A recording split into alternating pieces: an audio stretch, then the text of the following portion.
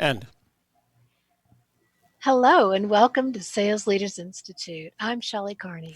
I'm Toby Younis. Thanks for joining us today. We're going to, in just a moment, introduce you to our good friend. And are they relatives? Kind of relatives, Yeah, right? family members. Gus Buonviri. Stay with us.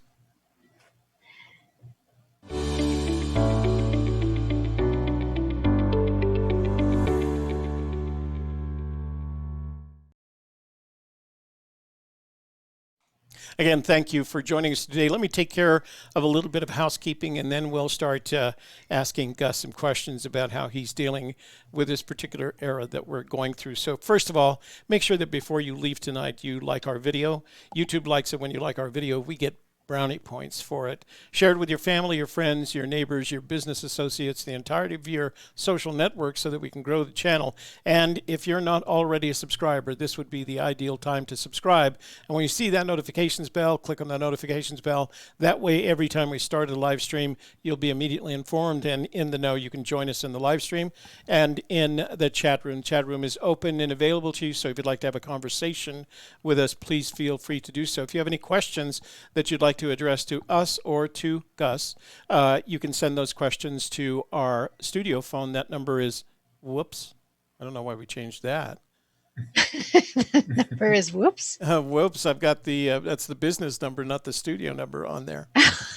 So I'm going to just write down the studio number and I'll put it in the chat room, 202-815-1171. Thanks for joining us again today. So when did you change that? Huh? So when did you change that? The other day when we were recording that one video, we were recording a video as opposed to live streaming. That's right. So I changed it for that, and I didn't change it back. So forgive me for that. Right. Just keep. We should have posted it on the back of Gus's, on behind Gus and his bulletin board there. So. All right. Full disclosure, as we have for the past several shows, Gus is Shelley's son-in-law. Gus is married to Shelley's daughter Alicia. So. But he's in a wonderful field, and that's what we want to talk about today. So, Gus, do me a favor and help the audience by telling us a little bit about your background, say from high school on, and help us understand how you got where you are right now. Yeah, so where I am right now is I'm a web developer and entrepreneur, but yeah, I've definitely had a non-traditional path to getting here. So from high school, I went into my undergraduate for aerospace engineering, and I got that degree just a couple of years ago. Pretty much throughout most of my undergraduate program, I had some exposure to programming where it was needed for classes, but most of my time was spent with the university's rocket team. I worked my way up the ranks there and eventually became chief engineer. Primarily at that time, I just worked with composite materials and systems design. So that's kind of where I expected to go into, but that all changed. Right before graduation for me, I got a chance to intern with Ste A National Labs out in Albuquerque, where I met Shelley and Alicia. And while I was out there working for Ste A, I got exposure to a lot of software development. That is pretty much everything aerospace engineers do nowadays, unless you're in actual materials testing. But while I was there, I was able to work with several very large pieces of software. Since it's national lab, I can't really talk much about any of the work, but exposure to software design, software architectures, a little bit of UI design, but not much. And that really, it piqued my interest. I've done projects on the side of continuing my undergraduate degree and working for Ste A since I began to get that exposure to software development. Like I said, I got my degree about 2 years ago and started a master's PhD program at UT Austin, which I ultimately,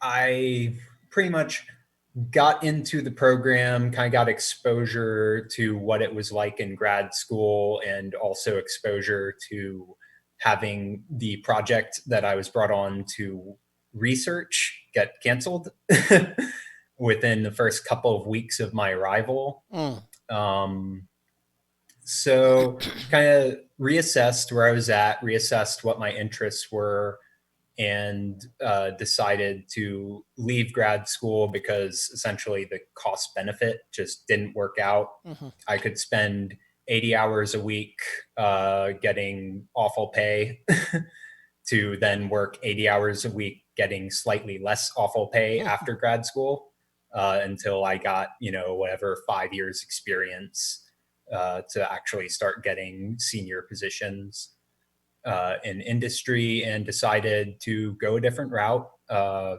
love software development from my exposure at Sandia and projects I'd worked on. And I decided to really take that up and leverage it into something new for myself. And that's how I am now running my business, PassionFruit Web Development Studio.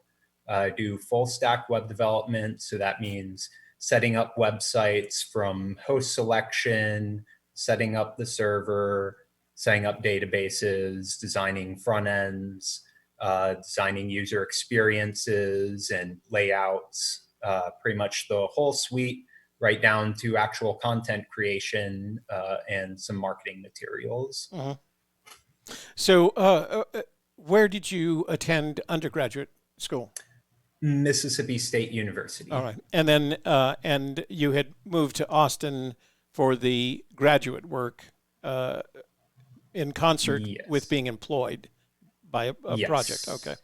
Well, it's interesting that you mentioned. I know this is a little bit offline, but on Wednesday we spoke with my son-in-law, Tom McGarry, and he attended University of Virginia and was going into his graduate work, and he was a materials guy. He was a materials engineer, and he made Mm-hmm. kind of the same decision as you. Some market had fallen out. He couldn't find any work to support him through graduate school. So he went back and he had taken a Fortran class and migrated through that route over to software, and now works for a software-based technology company, although they do a lot of front-end work. But they do a lot of the stack work like you described for small businesses. Shelley? Okay, so Gus, tell us about who is your ideal client? Who are you most able to serve during this transitional time? Yeah. So my ideal client is pretty much anyone who knows what their objectives are for their online presence, but doesn't necessarily know how to achieve them. So right now, we are at kind of an interesting time where online presence has never been more important than it is now for the survival of a business. But online presence has also never been so complicated. Mm. So, I mean, we've really seen an explosion of innovation in the online tech space. I mean, just before we started, Toby was talking about the Wix site that you guys just recently set Mm-hmm. up. And that's just one example of fairly new technology. Wix has been around a little while now, so people are a little more familiar with the name. But options like that, options like WordPress or traditional hosting services, uh, there's new ones coming online like Webflow. I don't know if you guys have heard of that. It's been marketing pretty aggressively now, kind of being just a visual interface for laying out websites, like a little bit more advanced version of Wix almost. Mm. So really there's a lot of options out there right now, and it's pretty difficult to navigate if you don't have experience in the space. So Mm-hmm. that's really who I like to work with, is someone who knows what they want their online presence to be for their business, but doesn't know necessarily what technologies they should be looking at, what options they should be looking at to Hmm. get to that objective. Hmm. Alicia So, just added Squarespace in the chat room. Oh, So Yeah. so you take somebody who's kind of a technophobe or doesn't really get the tech stuff but knows what they want, and you guide them, coach them through the whole process of setting up their online presence. What kind of businesses might be that kind of business? Would it be something that's currently brick and mortar and needs to expand their online presence, or something different than that? Yeah, I mean, a lot of brick and mortar stores. Yeah, you look at pretty much any slate of local businesses. The majority of them are going to have pretty basic, probably WordPress sites, maybe Wix or Squarespace. But uh, a lot of brick and mortar sites and a lot of businesses where you're trying to find clients on your own time. So anyone who's like a consultant or uh, anyone who does, like, for example, psychiatry. Uh, Psychiatrists often, they have their office, they have maybe a web presence, but they rely on more traditional forms of advertising. And really, at this point in time, you can't bring customers in and work with them. So you have to, if your web presence hasn't been there yet, you're going to need to look at updating your website, trying to find services to either integrate with your website or rely on online to still meet with your clients and make sure they get the help that they need. so you mentioned that you had made the move to Austin, a beautiful town, and Mhm. and I can empathize with you because I did attend UT for 1 year when I was finishing up my military service, kind of trying to finish up my degree. Um, and how long have you been in Austin? Been in Austin now for about a year and 4 months. Hmm. So, And year and a how? half. Go ahead. I'm sorry. He said a year and a half. Oh, okay. How do you feel like the requirements of staying inside and working from home as a result of the pandemic have affected you and the relationship with your clients? For me, it's not had a huge effect.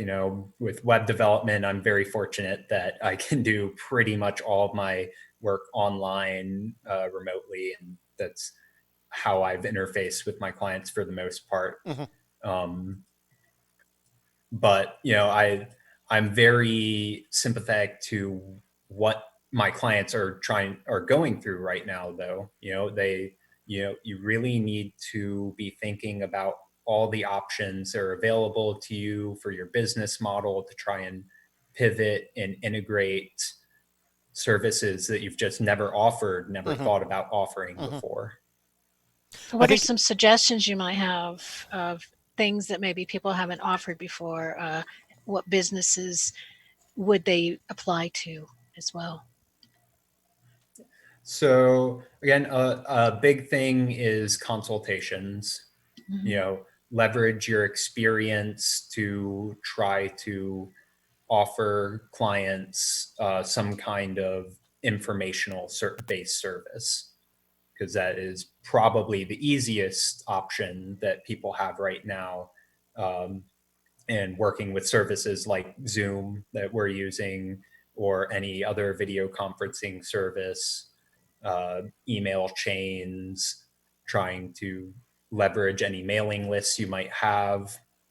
And if you don't have mailing lists, use any information that you have from your previous advertising campaigns to try to figure out where your clients are and get in touch with them. Um, So beyond that, if there's any way to schedule pickups, if you offer physical mhm. goods, uh, getting getting some kind of online portal up and running to schedule deliveries or pickups for your services. So I recently read an article discussing the impact on the economy, and basically the article concluded that the economy was going to shed. In the next 3 years, the economy was going to shed more small businesses in the next 3 years than it did in the past 20. And it divided the world up into the kind of retail world and the service world.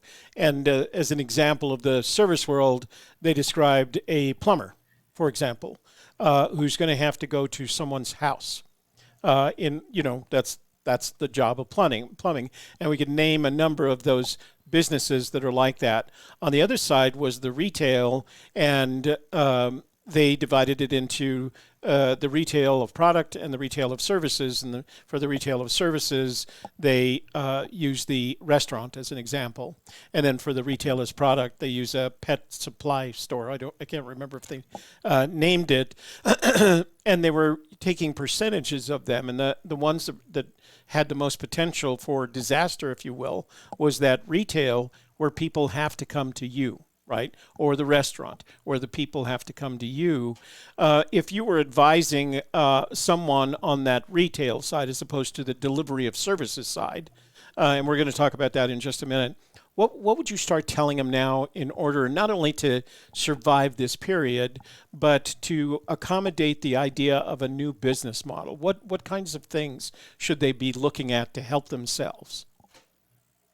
So for now, for the immediate future, seeing as it's going to be still a long while before retail spaces can really get open and up and running again, looking at any way to cut cut any expenditures really related to uh, keeping that retail space, uh, keeping the retail space functional outside of storing the goods, Mm-hmm. right? So I, then, I'm sorry, go ahead.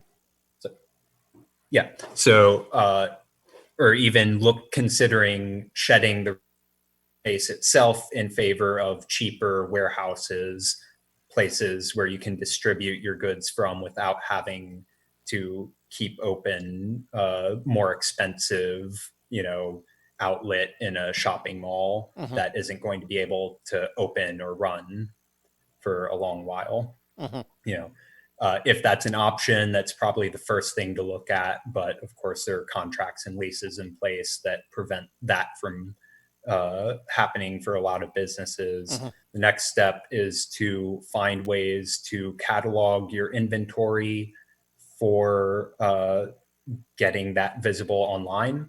So a lot of people probably aren't using inventory managers that can be easily transitioned to online storefronts, right?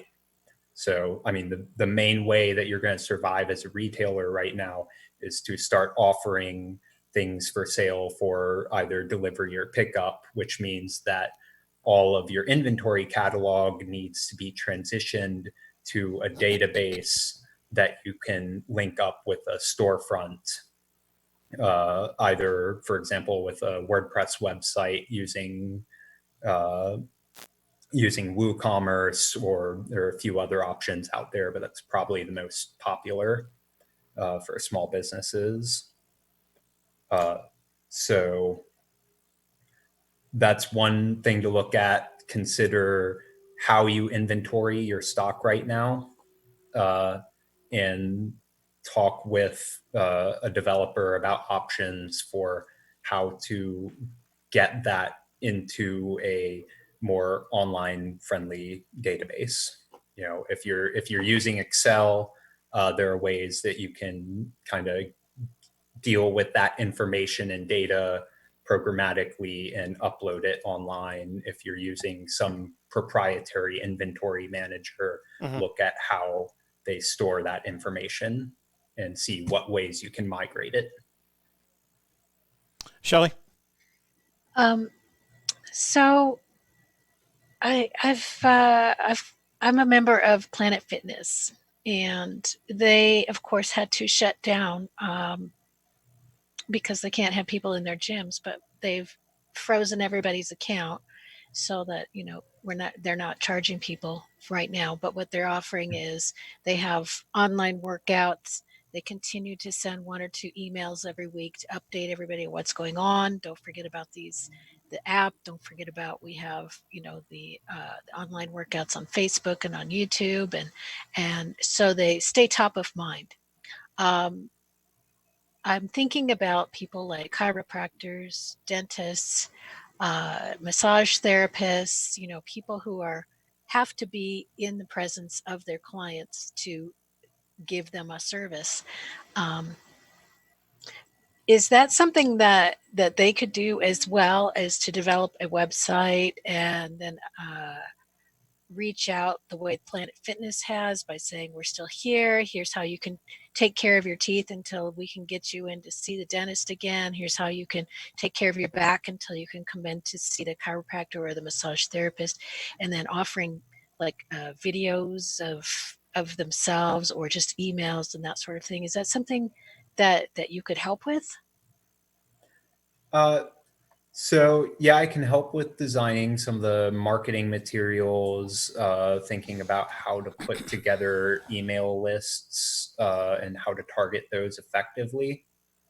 Um, so a lot of the solutions in that space right now are going to be looking at fully developed apps that you can leverage uh, in order to interact with your clients quickly, right? So Mm-hmm. a company uh, like Plant Fitness, they're lucky in that they already have their app Right. where they have videos that people who are subscribers their service can look at and use. So they're lucky that they have that easy transition available to them. So a lot of other small businesses aren't going to have something quite like that, but you can replicate that experience with social media accounts, guiding people there, offering, if you have a Facebook account for your business, maybe offering one-on-one private chats with your customers to discuss, are, like, for a dentist example, are you having any pain in your teeth right now? Here's what you can do to maybe alleviate that until we can get you in and fix that. Here's what you can do to take care of your teeth in the meantime. So think about how you can leverage online resources you already have to solve problems in the way some of those bigger companies are using their more developed assets to Mm-hmm. solve. So I feel like there's certain businesses, what I'll call out service and in service, right? The out service being the plumber example, that if they can just get through this period and use it as an opportunity to develop their online presence, that they benefit on the back end of all this. The same with dentists, what I'll call an in service, where eventually you've got to go to the dentist, right? And you'll do everything you can to avoid contact, or the dentist has to work on you, right?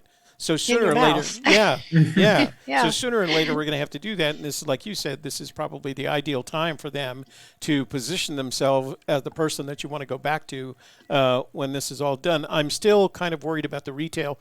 Shelley and I spoke to a woman this morning who is employed by Lane Bryant. Lane Bryant, the women's wear chain, and it strikes me that eventually I am reminded of the '90s when my daughters, when I on Sunday afternoon, my daughter's idea of having a good time was going to the mall, Fair Lakes Mall in Fairfax, Virginia.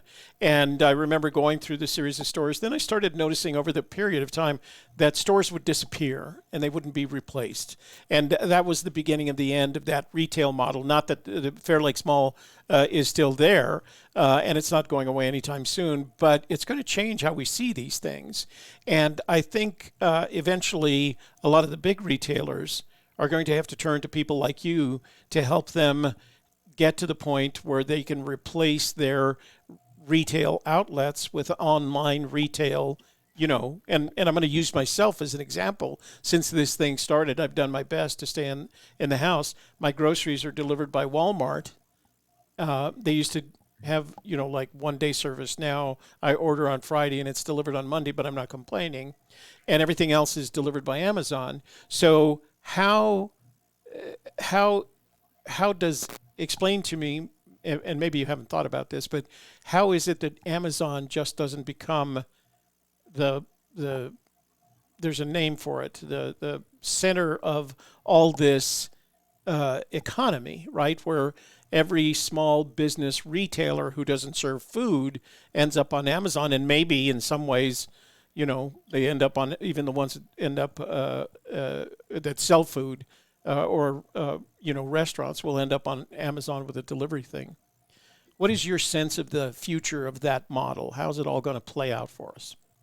So I mean, Amazon is definitely very well positioned right now to gain a lot of business. And I think for a lot of small businesses, that is definitely a good option to start listing their products on the Amazon Mm-hmm. marketplace. But in terms of everyone just going to Amazon as a solution, I don't quite see that happening. Mainly because there are still a lot of other options for listing uh, listing private uh, web stores.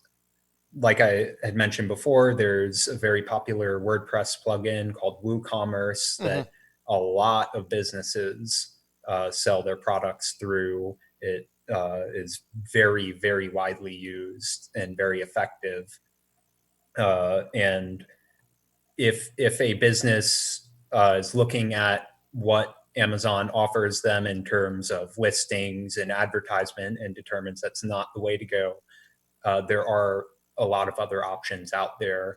Uh, for the WooCommerce example, you would probably want to leverage any current connections you have uh, to make a advertising campaign out of the launch of that proprietary storefront. Mm-hmm. So look at your social media accounts, try to build up any followers on the different platforms your business has, try to leverage any personal connections you have with friends and family, let them know, hey, my business has been working on a web store. We're about to launch it. We're trying to get a lot of attention here so that we can, continue to stay independent of big companies like Amazon, uh, and still sell our products locally. That's still very effective. Amazon, there are drawbacks when it comes to listing your products on Amazon, mainly that Amazon gives a lot of preferential treatment to certain producers of goods. Mm-hmm. They have their sponsorship. I mean, you look through an Amazon listing of search results for pretty much any product now, and over half of what you see on the page is sponsored, Right. right? And the other half is not necessarily what you're looking for. Uh, Exactly. so let me follow up, and then I'll go back to you, Shelley. So how prepared are you, considering the range of options for someone in retail that go, from the what I'll say Squarespace model to the WooCommerce model, and then on the other end from Etsy, where the storefront is built for you, and Amazon. How prepared are you as a developer and supporter of the retail business to handle any possible option that could come along? Give them choices, and if it means Amazon, be able to implement that for them as well. Yeah. I mean, that's pretty much where my specialty lies, is understanding what the business is trying to accomplish with their storefront in this case. Mm-hmm. What kind of customers you're trying to reach, uh, what kind of locality you're trying to sell in, whether you're trying to stay local, whether you're trying to sell nationally. uh, you know, as a developer, I'll work with my clients to figure out where their objectives lie there, research those options, and then present them with timelines and approximate prices for what it would take to get that up and running. And it really depends on the solution that they're looking for. So for something like a WooCommerce site, that's going to take a little bit longer than just getting a bunch of listings up on Etsy or Right. Yeah.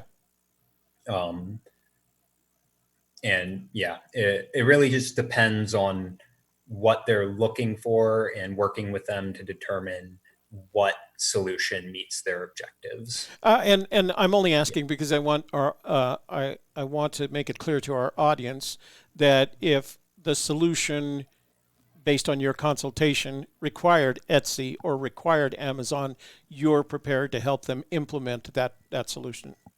Yes. All right. Shelley, back to you. Okay. So how can people get in touch with you, and what kind of services would you be able to offer them? Do you offer a consultation? Do you, is there a range of services? And let us know about that. So yeah, I have a pretty wide range of services. Pretty much everything begins with a consultation, unless it's something very specific. Like if someone has a specific bug they need fixed for their website, then that doesn't necessarily require much of a consultation. Maybe just an email chain to get things going. But yeah, so my services pretty much begin with the consultation. I'll sit down with my clients for an hour, maybe longer if that's what's needed, figure out what their objectives are, and figure out what specific experience they're looking to present their clients, and then research and come back with the options. The best way to get in touch with me is through email right now, and that'd be contact at PassionFruitWebDev.com. You can also go to the website PassionFruitWebDev.com. We have a contact form that you can reach out to us there. Okay. We'll have that in the description box so people can find that.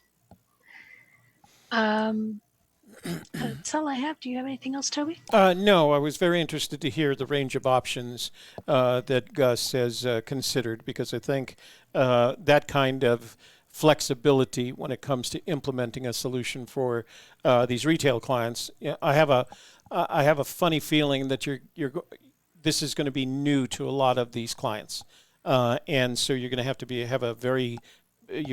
very patient about helping them along, helping them to make that decision, and then implementing it on their behalf. And I imagine some effort in making sure that it's correctly maintained and supported. So I think you're very nicely positioned for what we're dealing with. I don't like the idea. Shelley and I had a conversation about this just the other day, that people are taking advantage of this. I don't feel like you're taking advantage. I think you're offering a credible and quality service in the context of what your clients are having to deal with. I think it's just being realistic. There's no gouging. You're giving them a fair product, a fair service for a fair price. So I think that's really important. So, Gus, I wanted to say thank you for joining us tonight. I was very happy to learn kind of what you're doing and how you can help some of the folks that are trying to figure out themselves how they're going to survive in this period and then thrive afterwards, because we want to shed as few of those businesses. The economy wants to shed as few of those businesses as possible. But thanks for joining us tonight. I wanted to ask, do you have any last words, any bit of advice to our viewers? No, I mean it's a difficult time, and really gotta be creative right Yeah. now to try and figure out solutions to staying afloat and help each other out as much as possible. Yeah. Well, And good. if you are a tech phobe, I'll tell you, this man is super patient, I saw him tutor my daughter in math, and he can have a lot of patience for that. Way more patience than I have. So don't be afraid to reach out and contact Gus, and he'll be very patient and understanding and help you with those tech needs. Well, give our regards to Alicia, and we look forward to your next visit out in this direction once this is more social for all of us. So, Shelley? All right. Thank you all for being here today. And please do check out those links in the description box. And for Sales Leaders Institute, I'm Shelley Carney. And I'm Toby Younis. Thanks for joining us tonight. We'll look forward to seeing you next Wednesday at 6 p.m. Mountain Daylight Time when we'll have a new guest, new interview, and someone you can learn from and enjoy listening to. So thanks again. I just lost my mask. There it is.